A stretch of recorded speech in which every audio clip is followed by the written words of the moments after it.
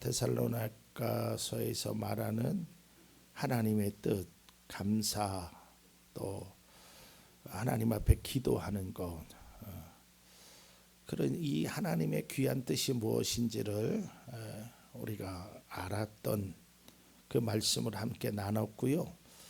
이제 출애굽에 관한 말씀을 좀 드리고자 합니다. 그러니까 이 시간부터는 이게 이제 출애굽의 역사가 쭉 이렇게 계속해서 나오게 될 것이고요. 그러니까 제 설교를 어떤 분은 목사님 설교는 무슨 드라마 같습니다. 그래요 사실. 근데 특별히 이게 출애굽의 역사는 이 드라마 중간에 좀 빠지면 이게 좀 잘 이어지지 않을 수 있습니다. 그래서 혹시 빠지면 뭐 유튜브를 보실 수 있는 분들은 유튜브를 보시면 되고요. 그냥 출애굽의 역사를 좀 역사적으로 한번 쭉 따라서 이스라엘 백성들이 애굽에서 살다가 결국에는 이제 애굽을 탈출하는 그 과정서부터 가나안 정복하는 그 과정까지를 한번 쭉 좀 한번 살펴보고자 합니다. 제가 왜 이 말씀을 선택했냐면 특별히 출애굽이라는 또 이스라엘 백성들의 그 광야의 40년이라는 삶은 정말 누구도 경험해 보지 못했던 하나님의 은혜의 시간입니다. 근데 그걸 잘 몰랐단 말이죠. 그러니까 우리 또한 마찬가지인 것 같아요. 우리에게 은혜의 시간을 하나님이 주셨음에도 불구하고 우리는 그것이 다 끝난 이후에 그때가 진짜 은혜였구나라는 것을 그제서야 고백하게 된다라는 것이죠. 그래서 오늘 이제 출애굽의 시작을 통해서 그 광야에서 하나님이 어떻게 은혜를 주셨는지를 한번 살펴보고자 합니다. 그래서 오늘은 이제 출애굽의 시작부터 말씀을 나누고자 합니다. 원래요 이 출애굽이라는 이름은 성경에서 원래의 이름은 아니에요. 이 원래 이 출애굽은요 어떻게 시작되냐면 그리고라고 시작합니다. 그러니까 창세기에 연결된 내용들이 우리가 알고 있는 출애굽기서예요. 그러니까 그냥 이거는 그냥 기본적으로만 알고 계시면 돼요. 그래서 원래는 출애굽이 아니라 이것들의 이름들, 이게 이제 출애굽기의 원래 책명이에요. 이제 그러다가 이제 바벨론의 포로 생활을 하고 이제 헬라의 이름으로 이제 바꿨는데 그때 바로 이것이 엑소더스 탈출, 애굽에서의 탈출, 그래서 출애굽이라는 이름을 짓게 되었습니다. 자, 근데 우리가 이스라엘 백성들이 애굽에서 살게 된 그 뭐라 그럴까 시발점, 처음 발걸음이 어떻게 됐냐면요. 우리가 잘 아는 대로 요셉이 어디에 팔려가지요? 애굽으로 팔려갑니다. 그리고 야곱에 있었던 땅에서 뭐가 생기죠? 기근이 일어납니다. 그러니까 아들들을 애굽으로 보내죠. 뭐를 얻으려고? 쌀을 얻으려고. 그러다가 이제 결국은 죽었다고 생각했던 요셉이, 내 아들이 애굽의 총리라는 사실을 이제 나중에 알게 되죠. 누가? 야곱이. 그래서 야곱이 그 자녀들과 함께 애굽으로 살고자 합니다. 근데 이 말씀을 보면서 참 이게 뭐 우연인지 필연인지 잘 모르겠지만요. 우리가 알다시피 아브라함도 기근 때 애굽으로 내려가려고 했고요. 이삭도 내려가려고 했지만 이삭은 가지 않았어요. 근데 야곱도 애굽으로 내려갑니다. 그러니까 참 묘하죠. 그리고 야곱의 자녀들이 이제 애굽에서 사는 거예요. 자, 출애굽기 1장 1절의 말씀을 보면 이렇게 되어 있습니다. 야곱과 함께 각각 자기 가족을 데리고 이집트, 여기서 이집트는 애굽을 얘기합니다. 이집트로 내려간 이스라엘의 아들들의 이름은 이렇게 시작돼요. 자, 창세기 50장에서 이제 출애굽기 1장으로 넘어가면서 이 세월이 중간에 생략된 세월이 약 한 400년 가까이 시간이 지나요. 그러니까 70명으로 시작되었던 그 야곱의 일가가 기하급수적으로 불어나기 시작합니다. 이스라엘 자손은 야곱을 필두로 해서 요셉 또한 그의 자녀들을 시작해서 70명으로 시작됐던 그 야곱의 가족이 하나님께서 후손을 크게 번성시켜 줍니다. 자, 여기서 우리는 뭘 하나를 깨달아야 되냐면 하나님의 약속은 변함이 없다. 하나님의 약속은 반드시 이루어진다라는 거예요. 여러분, 하나님께서 아브라함에게 뭐라고 약속했어요? 너의 자손이 하늘의 별처럼 바다의 모래처럼 많아질 것이다라고 했죠. 여러분, 아브라함의 입장에서 보면 이건 불가능한 일이야. 하지만 그 불가능했던 일이 아브라함이 이삭을 낳고 이삭이 야곱을 낳고 야곱이 또한 요셉을 낳는 그런 과정 속에서 하나님의 약속대로 되었다는 거예요. 그러니까 우리 믿음의 성도들은 뭐를 항상 기억해야 되냐면 하나님의 말씀은 말씀대로 되어진다. 이걸 믿어야 돼요. 이런 믿음의 확신을 가지고 있어야 돼요. 그러면 절대로 흔들리지 않아요. 그런 믿음의 확신을 가지고 우리가 살아가는 거예요. 안 되는 것 같지만, 못할 것 같지만 믿음으로 하는 거예요. 그게 기도의 능력이고 기도의 은혜예요.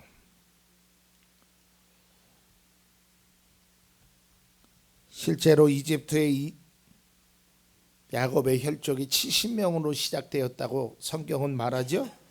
그랬던 이스라엘 백성들이 장정만 20세 이상의 장정만 이만큼의 인원으로 큰 자손의 복을 받습니다. 그것이 출애굽기 12장 37절입니다. 마침내 이스라엘 자손이 라함셋을 떠나 숫곳으로 갔는데 딸린 아이들 외에 장정만 얼마다 60만 명이 돼요. 70명에서 시작됐던 인원이 60만 명이 된단 말이죠. 그러니까 하나님의 약속대로 되는 거예요. 그러니까 출애굽의 역사를 봐도 그렇고 성경의 역사를 봐도 그렇고 우리가 이 성경을 통해서 또한 우리의 삶의 과정을 통해서 반드시 기억할 게 뭐냐면 우리의 신앙 속에서 기억해야 될 게 뭐냐면 하나님의 말씀은 말씀대로 된다. 하나님의 약속은 변함이 없으신다. 이걸 우리가 철저하게 믿어야 되는 거예요. 믿음의 성도는 이 사실만큼은 절대로 놓쳐서는 안 돼요. 우리가 왜 기도합니까? 나의 부족한 것, 내가 원하는 것, 하나님의 뜻을 이루는 것, 그것을 채우기 위해서 기도하는 거잖아요. 근데 여러분, 기도할 때 가장 중요한 두 가지를 잊으면 안 돼요. 첫째는 이거는 다 하나님 앞에 하는 겁니다. 근데 그 하나님이 나의 아버지라는 사실을 잊으면 안 돼요. 두 번째로는 그 하나님의 그 말씀이 분명하게 이루어진다라는 절대적인 확신을 갖고 행할 수 있어야 돼요. 이 확신이 없으면요, 일할 수 없어요. 이 확신이 없으면 안 되는 거예요. 우리 강원모 집사님 산 증인이 되실 겁니다. 맹학교에서 옆에다 건물을 하나 짓는 거예요. 근데 건물을 짓는데 그 건물이 갑자기 이게 안반이 나가지고 이게 공사 비용이 많이 들었어요. 그래서 하다가 중단이 됐어요. 건물이 중단이 됐어요. 건물을 지어야 되잖아요. 근데 국가 예산이라는 것이 한 번 주면 더 이상 주지 않는다는 거예요. 그래서 제가 그때 학생들하고 또 우리 강 집사님 또 우리 김영구 장로님이 같이 와가지고 뭐 찬송하면서 기도하면서 매일 같이 모여서 기도했어요. 그때 불렀던 찬송이 지금도 귀에 생생한 것 같아요. 내 평생에 가는 길 험하여 내 영혼 내 영혼. 근데 제가 그 기도를 하면서 학생들하고 또 우리 선생님들하고 함께 기도하면서 이거는 분명히 된다라는 사실을 제 스스로가 깨달았습니다. 왜냐하면 뭐 앞서도 얘기했지만 지금 하늘나라에 계신 저희 교장 선생님이 그런 말씀을 해요. 믿음으로 행하면 된다. 뭐 그때 당시에 주변에 있는 사람들이 그런 얘기했어요. 저 건물은 도저히 올라가지 못한다. 왜냐하면 국가 예산이라는 것은 한 번 준 거를 더 이상 주지 않는다. 다 안 된다고 했어요. 근데 교장 선생님이 기도하면서 그 장로님이 된다. 하나님이 말씀하지 않았느냐. 근데 그 중단되었던 공사가 됐어요. 그리고 지금도 유지되고 있어요. 여러분 믿음이라는 것은 이런 단조로움에 있어야 돼. 단순해야 돼. 뭐 상황을 바라보고 여건을 바라보고 법을 바라보고 이러면 복잡해져요. 하나님의 방법은 간단해요. 그러니까 그 하나님 앞에 우리가 믿음으로 기도하는 거예요. 그러니까 이 출애굽의 역사에서 우리가 반드시 기억해야 될 게 뭐냐면 하나님께서 말씀하신 그 약속대로 내가 너희들을 애굽에서 인도에서 가나안 땅으로 들여보내리라 하는 그 약속이 약속대로 된다라는 거예요. 성경에 있는 모든 약속들이 믿음으로 된다라는 거예요. 그러니까 여러분 눈으로는 보지 못하고 귀로는 듣지 못하고 우리의 상상력으로조차 되지 못했던 그 일이 이루어지는 것이 바로 믿음이라는 거예요. 이런 믿음의 확신을 가지고 기도해야 되는 거예요. 그냥 내가 1시간 기도했다, 2시간 기도했다, 금식 기도했다, 내가 무슨 산 기도했다 이게 중요한 게 아니라니까요. 제가 늘 말씀드리지만 내가 어떤 마음을 가지고 그 진정성이 있는 것이 하나님 앞에 보여줘야 돼요. 사람에게도요 이런 진정성이 있는 마음이 보여지면 사람이 감동하게 됩니다. 하나님 앞에 눈물로 기도하는 것도 중요하지만 우리의 마음의 진정성이 하나님 앞에 느껴질 수 있도록 단순함으로 하나님 성경 속에서 믿는 자가 구하면 주신다고 약속하신 나는 그 하나님의 약속을 믿습니다 하고 그 믿음을 가지고 기도하는 거예요. 그러니까 우리가 출애굽의 역사를 계속 보아할 텐데요. 그 출애굽의 역사 속에서 하나님께서 행하시는 그 일은 하나님의 약속대로 말씀대로 되더라는 거예요. 자, 이제 우리가 본론으로 돌아가서 우리가 보통 애굽에서 430년 동안 살았는데요. 우리가 착각하는 것 중에 하나가 430년 동안 종살이를 했다라는 것은 좀 표현이 조금 적합하지 않습니다. 왜냐하면 요셉이 있었을 때 요셉은 총리였어요. 그렇기 때문에 그 당시에는 그냥 이스라엘 백성들이 애굽에서 거주한 거예요. 살았던 거예요. 바벨론의 포로 생활과는 조금 다른 거예요. 물론 이민족이기 때문에 그러니까 타민족이기 때문에 뭐 억압도 받기도 하고 좀 차별 대우를 받기는 했지만 우리가 생각하는 노예의 생활은 430년 동안 한 것은 아니고요. 이제 오늘 성경 나오는 1장부터 조금 억압이 시작되었다라고 생각하시면 됩니다. 자, 이스라엘 백성들이 430년 산 것이 출애굽기 12장 40절에 나옵니다. 이스라엘 자손이 이집트에서 산 기간은 430년이었다. 성경이 이렇게 말하고 있어요. 자, 이제 오늘 아주 중요한 핵심 하나를 말씀드려요. 자, 이제 문제는 오늘 성경에 보니까 요셉을 알지 못하는 왕이 등장합니다. 애굽에. 근데 그 왕이 딱 보니까 이스라엘 백성들이 숫자가 너무 많아.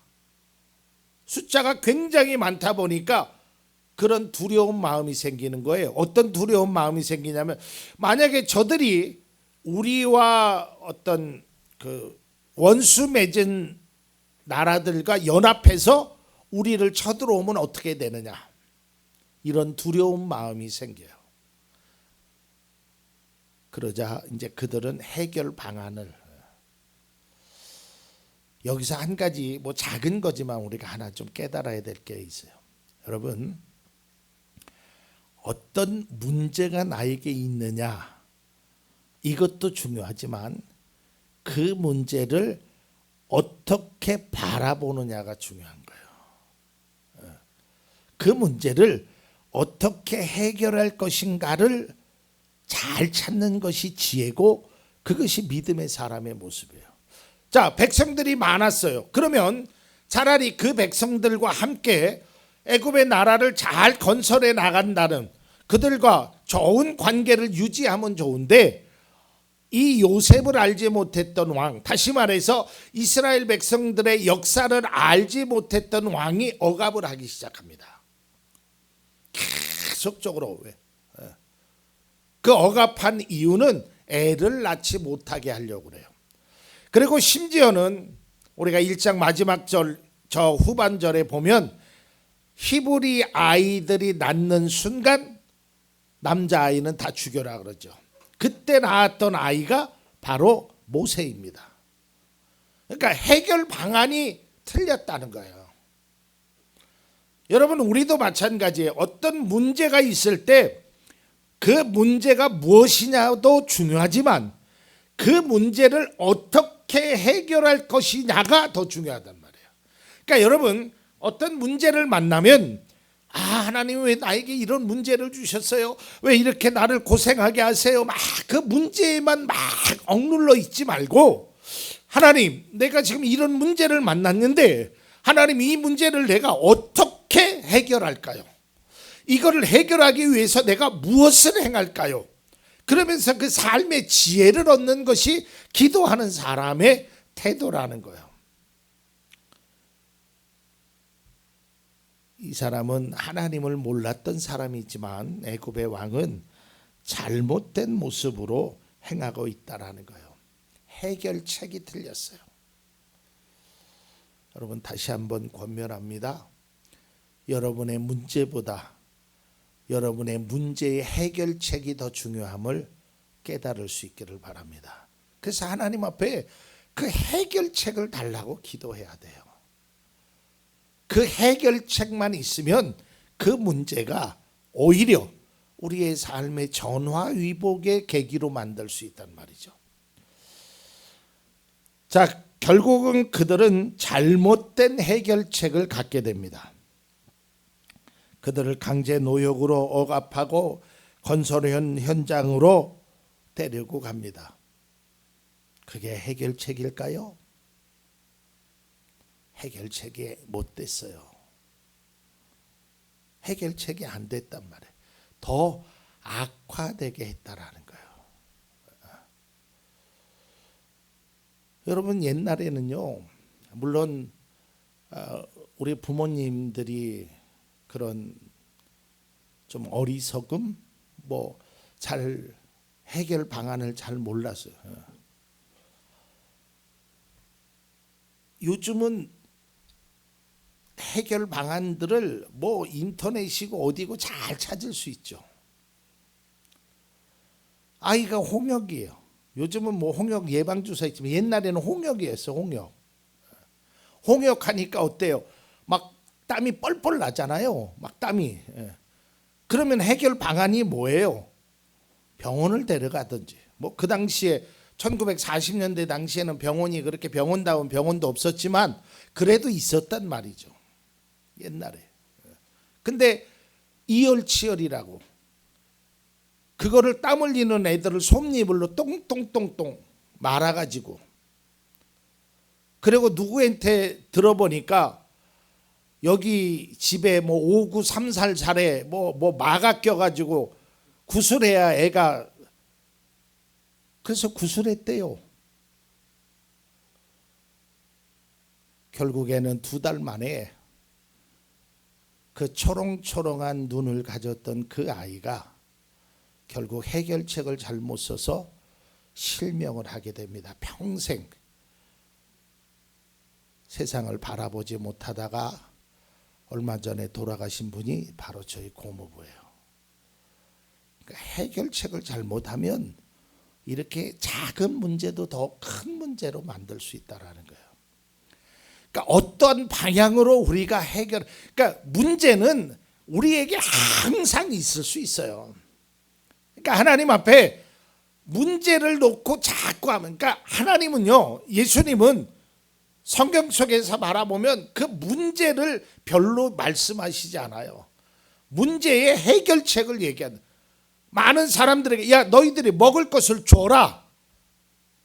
평생 앉아서 있었던 사람이 은과 금은 내게 없지만, 다시 말해서 은과 금은 너에게 영원한 해결책은 되지 못한다.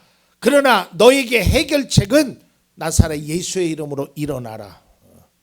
그래서 일어난 거예요. 그러니까 이만큼 해결책이 중요해요. 그런데 이 애굽의 왕은 해결책을 잘못 썼어요.